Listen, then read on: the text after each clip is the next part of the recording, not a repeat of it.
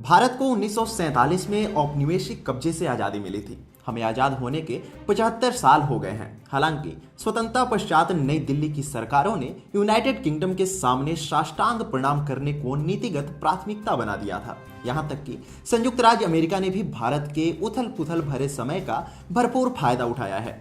भारतीय नेताओं ने हमेशा लंदन के फरमानों का पालन करने के लिए नैतिक दायित्व की भावना महसूस की है। जैसा कि पिछले 8 वर्षों में स्थापित तथ्य को देखकर लगता है कि भारतीय प्रधानमंत्री नरेंद्र मोदी कोई साधारण नेता नहीं है। इसलिए उनकी सरकार निर्णायक रूप से यूनाइटेड किंगडम के सामने खड़ी है और हर पैमाने पर अपनी स्वतंत्रता और संप्रभुता को अक्षुण्ण रख रही है, चाहे वह कूटनीतिक मामले हों या फिर अंतर्राष्ट्रीय संबंध।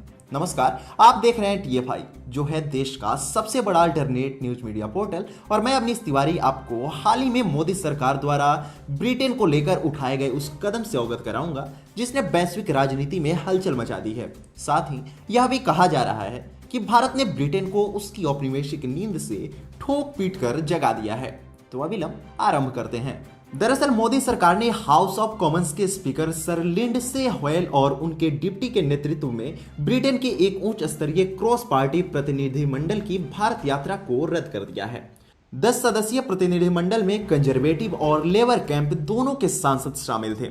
उक्त प्रतिनिधिमंडल का प्राथमिक लक्ष्य यूके भारत मुक्त व्यापार सौदे पर प्रगति को प्रोत्साहित करना था।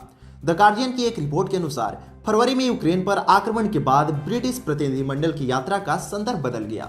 अब प्रतिनिधिमंडल भारत को एक स्पष्ट रूस विरोधी लाइन अलापने के लिए प्रेरित कर रहा है।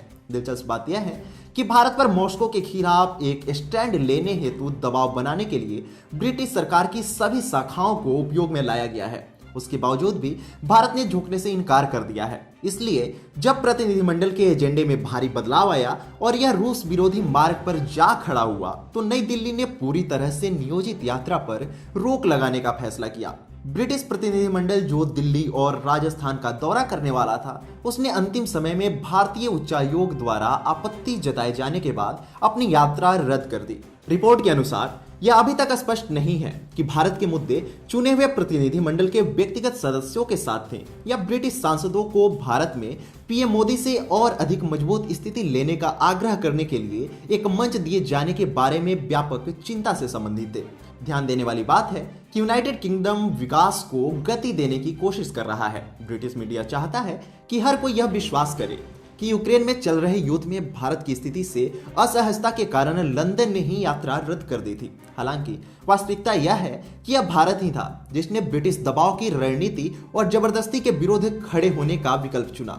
जहां तक मुक्त व्यापार समझौते से संबंधित वार्ताओं का सवाल है, भारत उन्हें भी टाल सकता है। दबाव की रणनीति प्रधानमंत्री मोदी की सरकार के अनुकूल नहीं है। लंदन को अच्छी सलाह दी जाएगी कि वह भारत को रूस पर पश्चिम की रेखा को स्वीकार करने के लिए 2 कारणों से मजबूर न करे। पहला, भारत के रूस के साथ बहुत मजबूत संबंध है। दूसरा, भारत एक स्वतंत्र और स्वायत्त विदेश नीति का पालन करता है। आपको बताते चले कि ब्रिटिश प्रतिनिधिमंडल का दौरा रद्द कर भारत ने सभी पश्चिमी शक्तियों को कड़ा संदेश दिया है। नई दिल्ली ने यह स्पष्ट कर दिया है कि भारत को मजबूर करने या विदेश नीति के फैसलों के खिलाफ एक संयुक्त मोर्चा बनाने के परिणाम काफी गंभीर होंगे। मोदी सरकार ने जहां लंदन को काफी बुरी तरह पीटा है, वहीं इसके झटके वाशिंगटन में भी महसूस किए जाएंगे।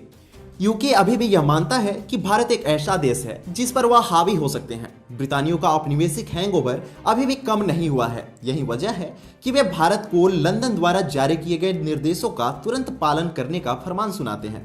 हालांकि उच्च स्तरीय ब्रिटिश प्रतिनिधिमंडल का भारत दौरा रद्द करना मोदी सरकार द्वारा उठाया गया एक बड़ा कदम है। ब्रितानियों को यह एहसास दिलाने में एक लंबा रास्ता तय करेगा कि वे अब भारत के मालिक नहीं हैं। और दूसरी बात यह है कि नई दिल्ली किसी भी मुद्दे पर अपनी लाइन नहीं बनाएगी जब तक कि वह हमारे स्पष्ट राष्ट्रीय हितों के विरोध नहीं जाता।